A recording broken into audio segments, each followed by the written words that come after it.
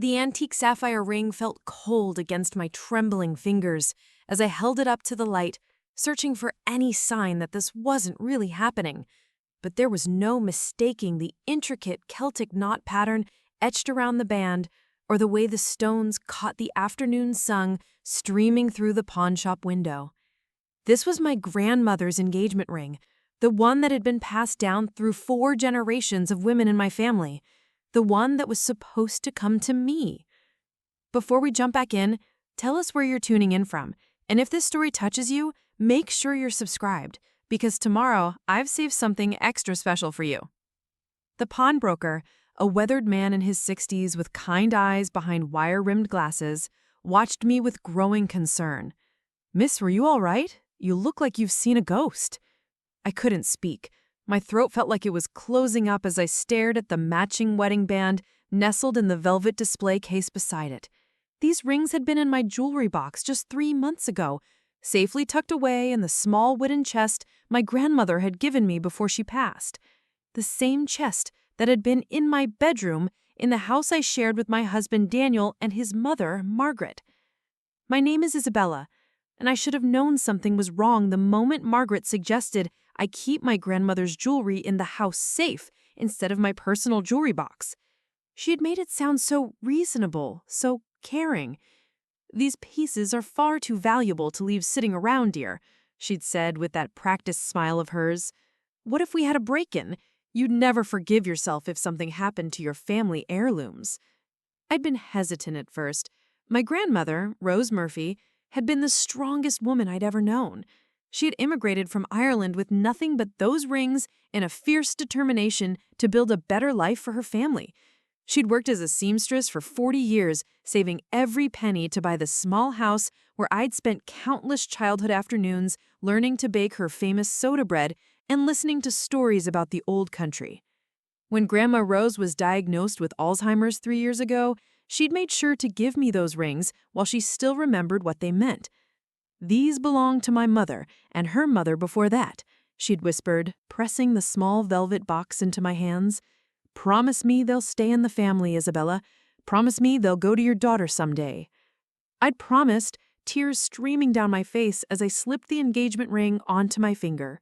It fit perfectly, as if it had been waiting for me all along. The wedding band was slightly too large, but Grandma Rose had smiled through her confusion and patted my hand. "You'll grow into it, love, just like I did." But Daniel had been uncomfortable with me wearing them every day. "They're museum pieces, Bella. What if you lose them at work? What if the stones fall out?" His concern had seemed genuine at the time, born from love and practical worry. So when Margaret offered the safe, it had felt like the perfect compromise. The Murphy family crest was etched in both rings, a small but distinctive design featuring a lion rampant surrounded by Celtic knots. It wasn't flashy or obviously expensive to most people, but anyone familiar with Irish heraldry would recognize it immediately. My great-great-grandmother had commissioned a Dublin silversmith to create the rings as a wedding set, incorporating the family crest that had been passed down through oral tradition for generations. Standing in that pawn shop 6 months later, staring at my family's legacy sitting behind glass with a price tag of $800, I felt something die inside me. These rings were worth at least 10 times that amount, not just in monetary value, but in the history they carried. The fact that they were here at all meant someone had betrayed me in the most fundamental way possible. "How long have you had these?" I managed to ask the pawnbroker, my voice barely above a whisper. He consulted his computer, typing rapidly. "Let me see here. These came in about 2 months ago. Nice pieces, real antique work. The woman who brought them in said they were family heirlooms she needed to sell for medical expenses." 2 months ago? Right around the time Margaret had insisted on redecorating the guest bathroom, the project that had somehow cost $3,000 for what looked like basic tile work and a new vanity. The same time she'd started talking about needing a new car because hers was getting old, though there'd been nothing wrong with her perfectly functional sedan. "Do you remember what she looked like?" I asked, though I had already known the answer. The pawnbroker nodded. "Oh yes, I remember her well. Older lady, very well dressed, carried herself like money. had this distinctive silver hair done up in one of those fancy styles. She knew exactly what she was doing, too, very businesslike about the whole thing. My heart sank further. Margaret fit that description perfectly, from her weekly salon appointments to her insistence on designer clothes even for grocery shopping. She'd always prided herself on maintaining appearances, on looking like the successful doctor's wife she'd been before Daniel's father passed away 5 years ago. The interesting thing is, the pawnbroker continued, she seemed surprised when I recognized the family crest, started asking questions about whether I knew anything about Irish families in the area. I told her my grandmother had been a Murphy from County Cork, and she got very quiet after that. The Murphy name was well known in our small town in Connecticut. My family had been here for over a century, and Grandma Rose had been active in the local Irish-American community until her illness progressed.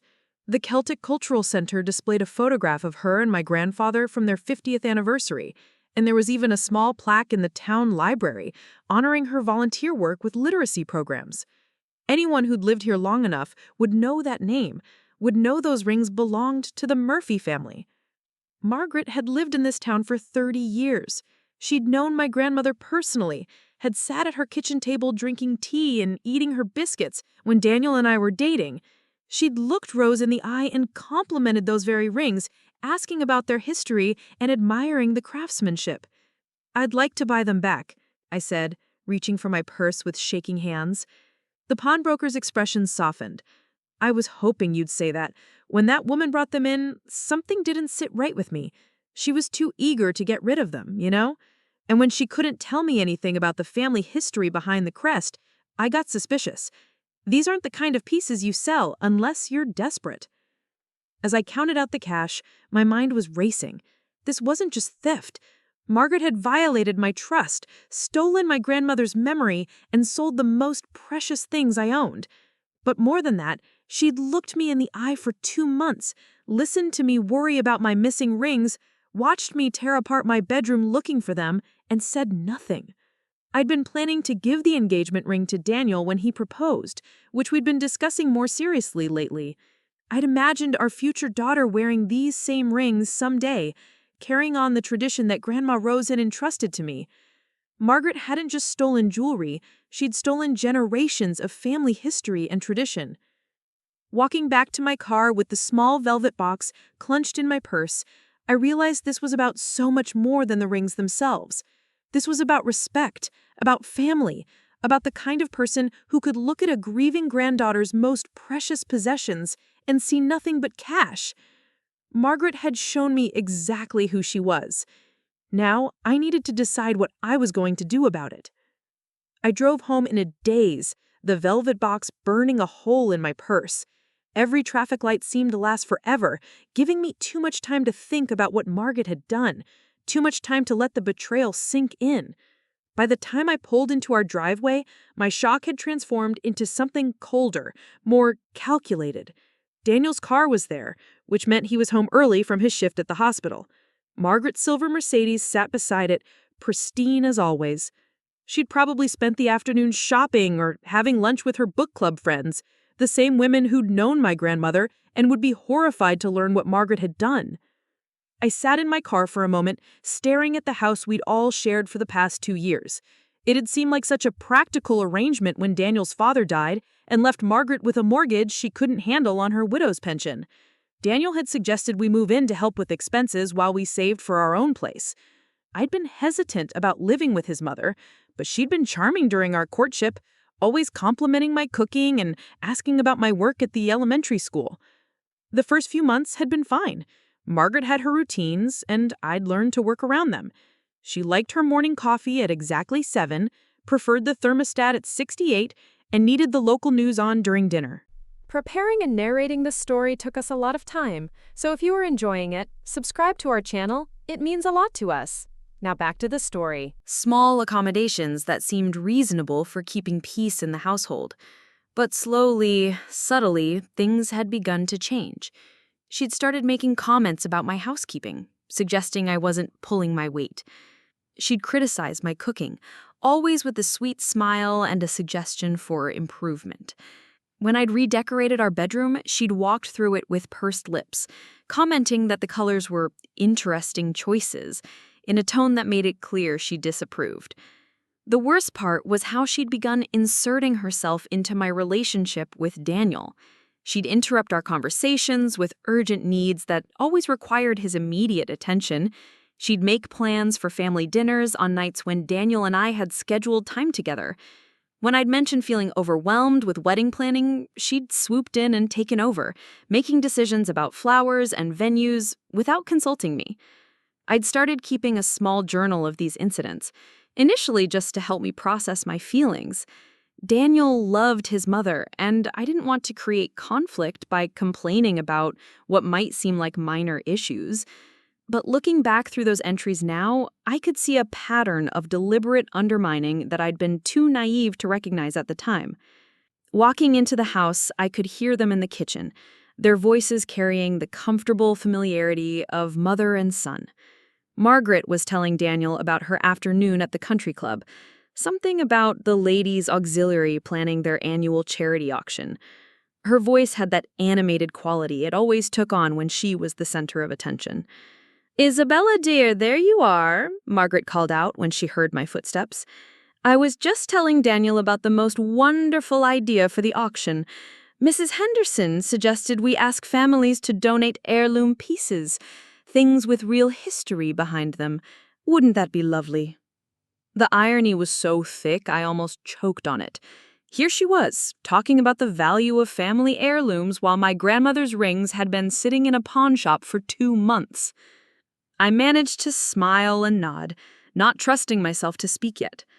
Daniel gave me a kiss on the cheek, his scrubs still smelling faintly of antiseptic. "How was your day? You look tired." "Just busy," I said, setting my purse carefully on the counter. "Actually, I have something interesting to tell you both." Margaret turned from the stove, where she'd been stirring something that smelled like her famous beef stew. She always cooked elaborate meals when she wanted to remind us how much we needed her, how much she contributed to our household. "Oh, what's that, dear?"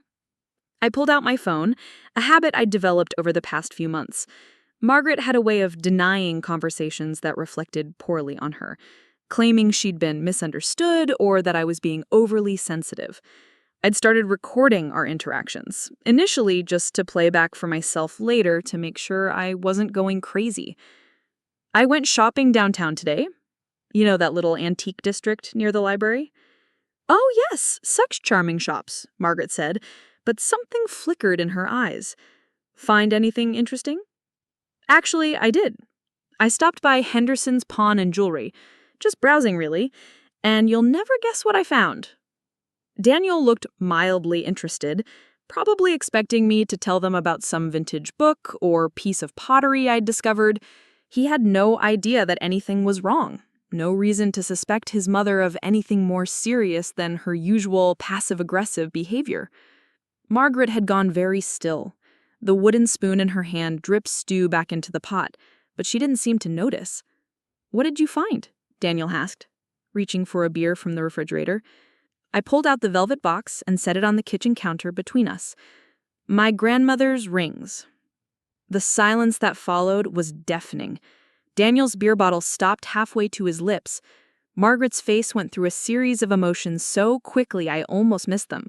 Surprise, fear, calculation, and finally, defiance.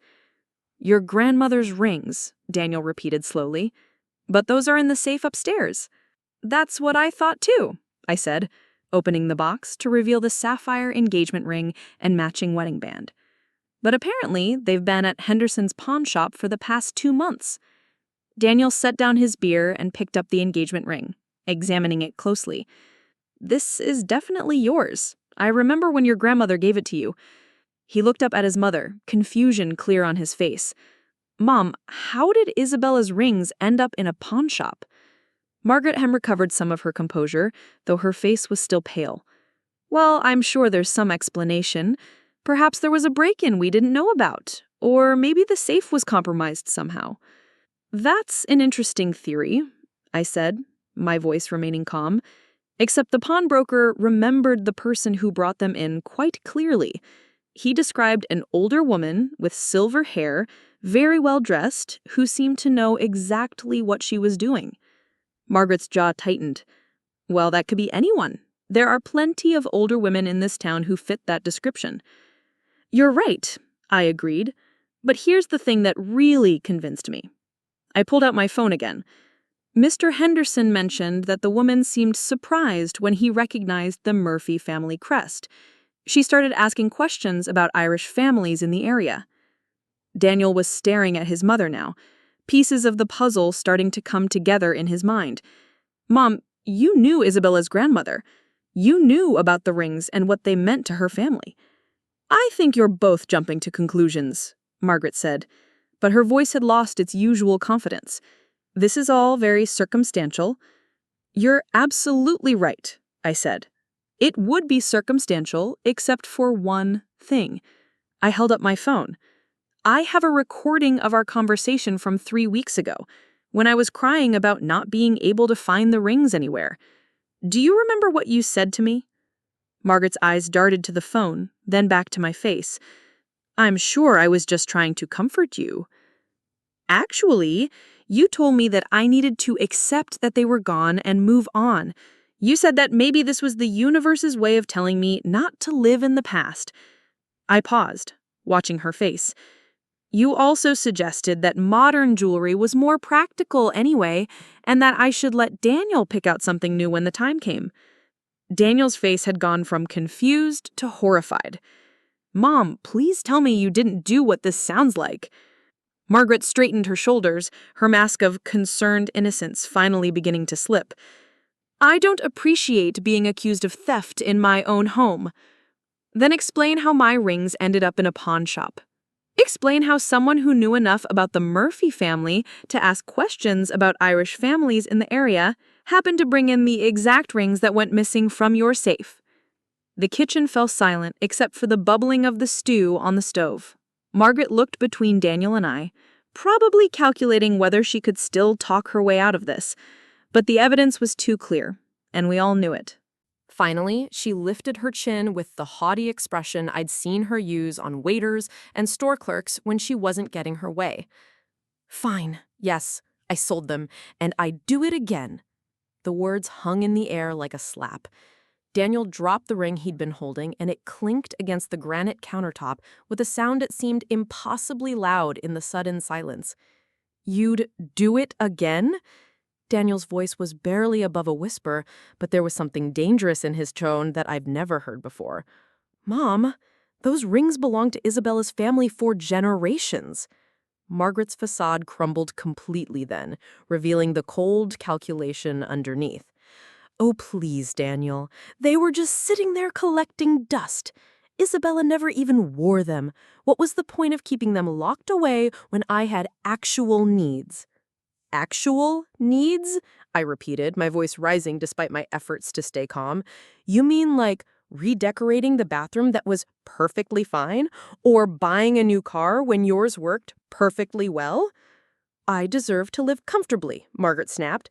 I spent 40 years married to your father, supporting his career, raising his children.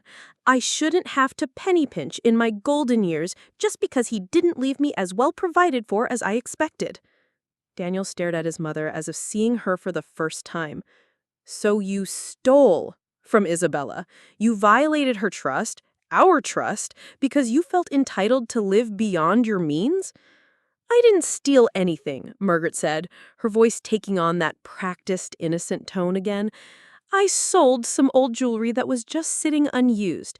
Isabella wasn't even sure where she'd put them. If they meant so much to her, she should have kept better track of them. That was too much. I gave them to you for safekeeping, I said, my carefully maintained composure finally cracking. I trusted you with the most precious things I owned because you convinced me it was the responsible thing to do. You looked me in the eye every day for 2 months while I searched for them, while I cried thinking they were lost forever, and you said nothing. Because I knew you'd overreact exactly like this. Margaret shot back. You're too sentimental about material things. Those rings aren't going to bring your grandmother back, Isabella. She's gone, and clinging to old jewelry won't change that. The cruelty of that statement hit me like a physical blow. Daniel's face went white with fury. "How dare you?" he said, his voice shaking. "How dare you talk about Isabella's grandmother like that? Rose was a wonderful woman who welcomed you into her home, who treated you like family. She was a sweet old lady, but she's dead, and keeping shrine to dead people isn't healthy. I was trying to help Isabella move forward instead of living in the past. By stealing from her?" Daniel's voice was getting louder now. "By lying to both of us for months? By selling irreplaceable family heirlooms for bathroom tiles?" Margaret's mask slipped further, revealing the entitled, selfish woman underneath. "I raised you better than this, Daniel. A man should support his mother, not side with some girl against the woman who gave him life." "Some girl?" Daniel repeated, his voice dangerously quiet. "You mean the woman I love? The woman I'm planning to marry? The woman whose family welcomed you with open arms when Dad died?" "Marriage," Margaret scoffed. "You're not even engaged yet. What happens when this little romance burns out and you're stuck having chosen her over your own mother?" That's when something inside me snapped. I had been recording our conversation, as had become my habit, but now I pulled up the app I'd been using to document Margaret's behavior over the past months. All those small cruelties, all those undermining comments, all those moments when she'd made me feel like I was going crazy. "Actually, Margaret, let me share something with you both," I said, my voice steady again. "Daniel, remember when you couldn't understand why I seemed so stressed about living here? Why I always seemed on edge around your mother, even though she was being so helpful? You said you were fine, that it was just an adjustment." "I was trying to keep the peace," I said. "But I started documenting things because I felt like I was losing my mind. Listen to this." I played a recording from 3 weeks earlier. Margaret's voice filled the kitchen, crystal clear. "I just think Isabella might be more comfortable somewhere else, Daniel. She seems so unhappy here, always finding reasons to stay late at work or visit her sister. Maybe she's trying to tell you something about your future together." Daniel's face darkened as he listened. Margaret had said this when I'd been working late helping a struggling student, something she knew because I'd explained it to both of them. "There's more," I said, scrolling through my files. Another recording. "I worry that Isabella doesn't understand what it means to be part of a family like ours, Daniel. Her people are lovely, but they're very different. Sometimes I wonder if she'll ever really fit in with our expectations." "Our people?" Daniel repeated, his voice incredulous. "Mom, Isabella's family has been in this town longer than ours has." I played another clip. "I just think you should consider whether Isabella is really ready for the kind of commitment you're looking for. Some women are career-focused, and there's nothing wrong with that. But if you want a family someday..." This one was particularly painful because Margaret had said it after I'd mentioned wanting to wait a year or two before having children, so we could establish our financial stability. She had taken my practical concerns and twisted them into evidence that I wasn't committed to Daniel. "Jesus, Mom! How long has this been going on?" I said quietly. "It started about 6 months after we moved in. It started small. Comments about my housekeeping, suggestions that I wasn't contributing enough financially, hints that I was keeping you from spending time with her. I started recording because I thought I might be imagining things." Margaret tried to interrupt. "Those recordings are taken completely out of context. I was just..." "Just what?" Daniel cut her off. "Just trying to break us up? Just trying to convince me that the woman I love isn't good enough for our family?" "I was protecting you," Margaret said, but her voice lacked conviction now. I've seen how these relationships go, Daniel. You're infatuated now, but what happens when reality sets in? What happens when you realize you've settled for someone who doesn't share our values? "Our values?" I laughed, but there was no humor in it. "You mean like honesty? Like respecting other people's property? Like treating family with love and kindness?" "I mean, like understanding social expectations," Margaret snapped. "Like knowing how to present yourself properly, like understanding what's expected of a doctor's wife." Isabella teaches children, Daniel said, his voice full of pride and anger. She spends her days helping kids learn and grow. She volunteers at the literacy center in her spare time. She took care of her grandmother through Alzheimer's while working full-time. What exactly about that doesn't meet your standards? Margaret's face twisted with frustration. She's not one of us, Daniel. Her family works with their hands. They live in that little house by the railroad tracks. Do you want your children growing up thinking that's acceptable? The pure snobbery of that statement seemed to shock even Daniel into silence. I stared at Margaret, finally understanding the depth of her disdain for me and my family. It wasn't just about the rings or the money. She genuinely believed she was better than us, that her marriage to a doctor had elevated her above people who worked honest jobs and lived modest lives. "Get out," Daniel said quietly. "What?" Margaret blinked in surprise. "Get out of my house. Get out of our house. I want you gone by tomorrow." "Daniel, you can't be serious. I'm your mother. This is my home, too." "No," Daniel said, his voice stronger now. "This was Dad's house, and he left it to both of us. But there's no way I'm living with someone who steals from the woman I love and then insults her family when she gets caught." Margaret's face cycled through shock, anger, and finally, calculation. "Fine," she said, grabbing her purse from the counter. "But don't come crawling back to me when this all falls apart. Don't expect me to welcome you back when you realize what a mistake you've made." "The only mistake I made was not seeing who you really were sooner," Daniel replied. After Margaret stormed out, Daniel and I stood in the kitchen, listening to her car peel out of the driveway. The silence felt different now, cleaner somehow. "I'm so sorry," Daniel said, pulling me into his arms. "I had no idea how bad it was. Why didn't you tell me?" "I tried to handle it myself," I said, breathing in his familiar scent. "I didn't want to make you choose between us."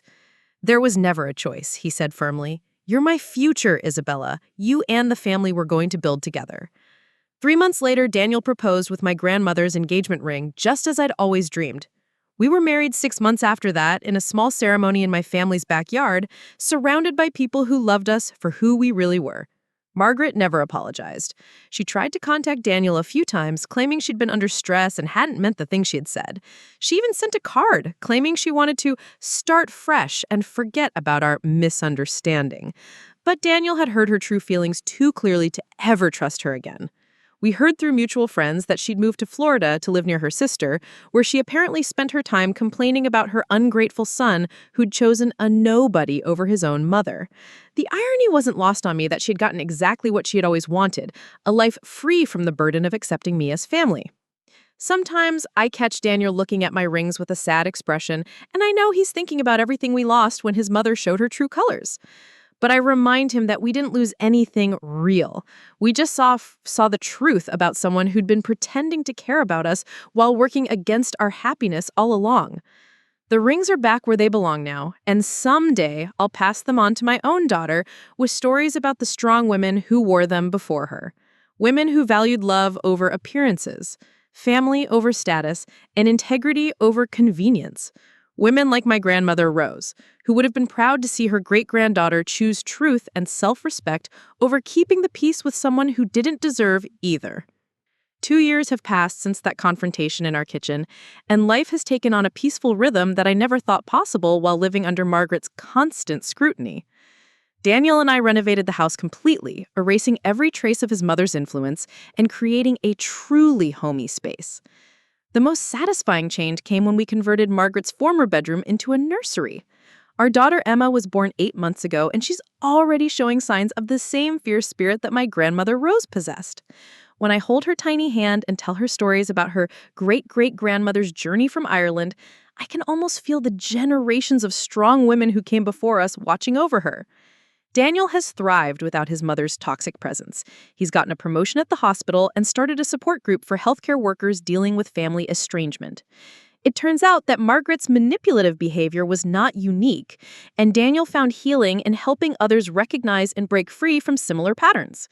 The recordings I'd made of Margaret's cruelty served an unexpected purpose beyond our own situation. When Daniel's cousin Lisa started experiencing similar treatment from Margaret's sister, we shared our story and the documentation techniques I'd learned. Lisa was able to protect herself and her children from the same kind of psychological manipulation that had nearly destroyed our relationship.